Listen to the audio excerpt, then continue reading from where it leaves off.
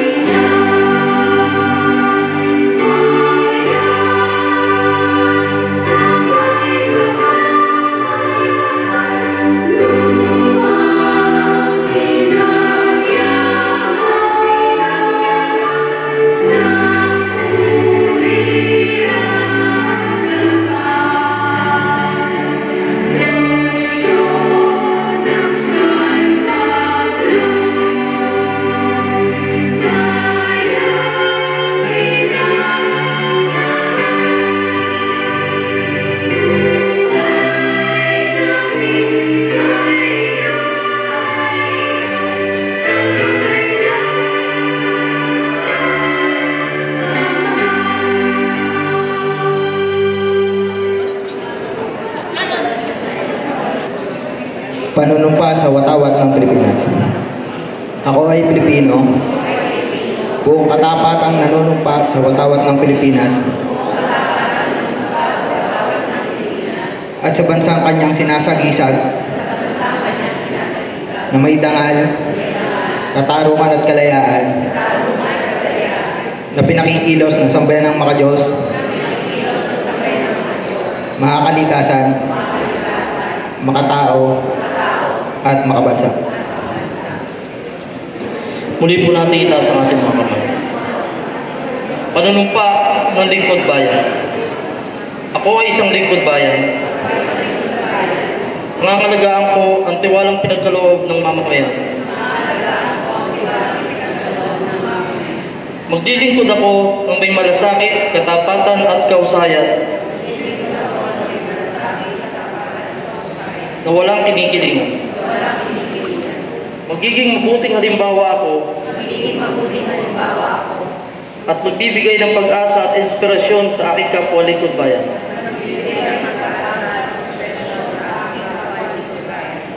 Lilinangin ko ang aking sariling kakayahan upang sa lahat ng panahon ay mapaglingkuran ko ng buong kahusayan ang sambayan.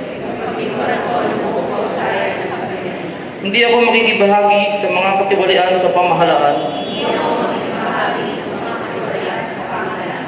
Pipigilan at isisiwalat ko ito sa pamagitan ng tama at angkop na pamamaraan.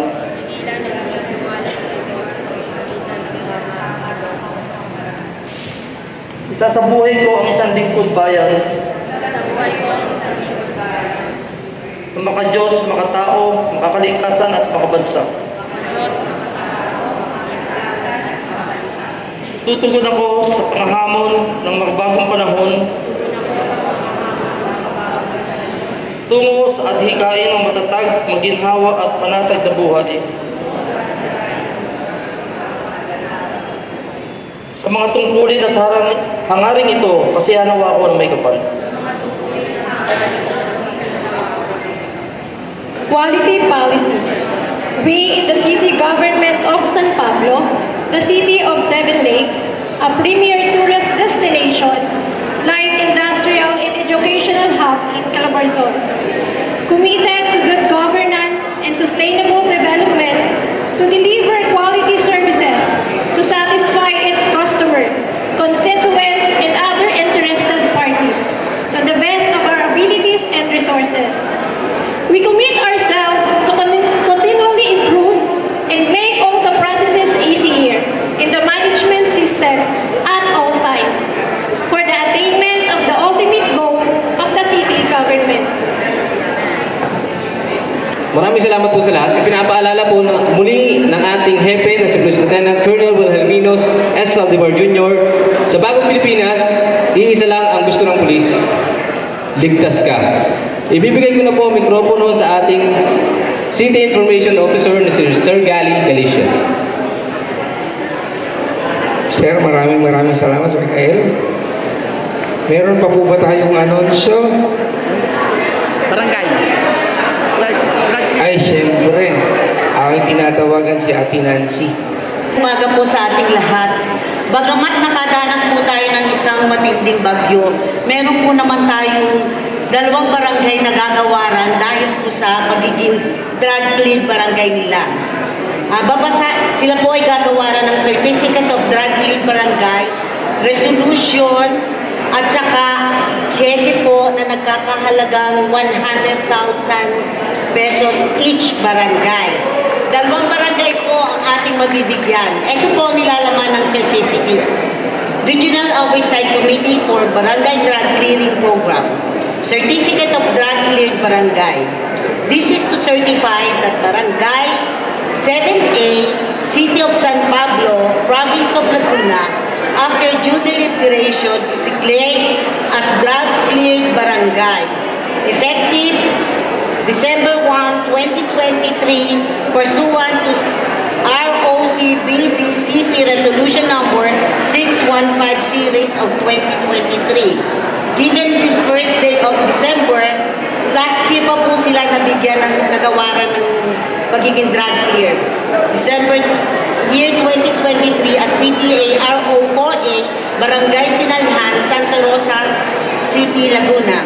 Attested by Honorable Vicente B. Amante, Chairman CADAC, certified by Police Lieutenant Colonel Wilhelmino S. Saldivar, Officer in Charge, and validated by Director 3 Brian B. Babang, Regional Director PDA RO 4A, Chairman ROCBDC. Sa puntong pong ito, tinatawagan po namin ang Barangay 7A sa pamumuno po ni Punong Barangay Gina Pundan para tanggapin po ang certificate at saka resolution, at yung pong cheque ay kukunin na lang sa office ng City Treasurer. Ayan, sige po, picturean po natin. Dais. Umes. Labas ang pangmaes, ha? Congratulations, Barangay 7A. Palakpakan po ulit natin. At may isa pa. With just the same citation, but this is awarded last March 19, 2024 at Barangay Sinalhan, Santa Rosa City, Laguna, attested by the Honorable City Mayor Vicente V. Amante as the Chairman of CADA, certified by Police Lieutenant Colonel Wilhelmino Saldivar Jr. as the Chief of Police, and validated by the Regional Director of PDEA RO4A, Chairman ROCBDC, Director 3 Brian B. Babang, presented to Barangay 3E, who will receive the same certificate.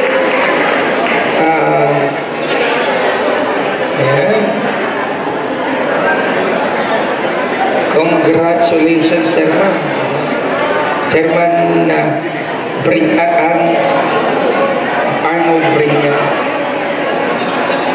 Chairman Jap yan tayo. Congratulations po. Once again, ladies and gentlemen, palakpakan po natin. Barangay 3E.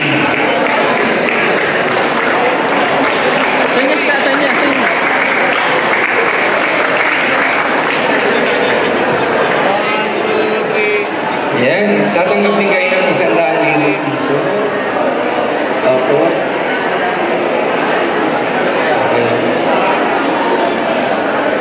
Meron pa po ba? Papatingin tayo. Tuloy-tuloy pa rin po ang pagbisita ng ating kinatawa ng ika-3 purok ng lalawigan ni Congressman Amben Amante kasama ang ating City Administrator Larry S. Amante sa mga apektado ng bagyong dumaang bagyo. No? Tuloy-tuloy po yan, syempre. At kahit tayo nga dito sa ating mga tanggapan ay hindi nakaligtas sa bagyong dumaan. Kaya naman, ganun pa man ang amin pong pagbati ng happy birthday sa mga magdiriwang ng kaarawan sa linggong ito. Sa lungsod ng San Pablo, ang patuloy na tagubilin ng minamahal na punong lungsod, Mayor Vic Amante, Vice Mayor Justin Gulago, at ang ating City Administrator Larry S. Amante, serbisyong may ngiti!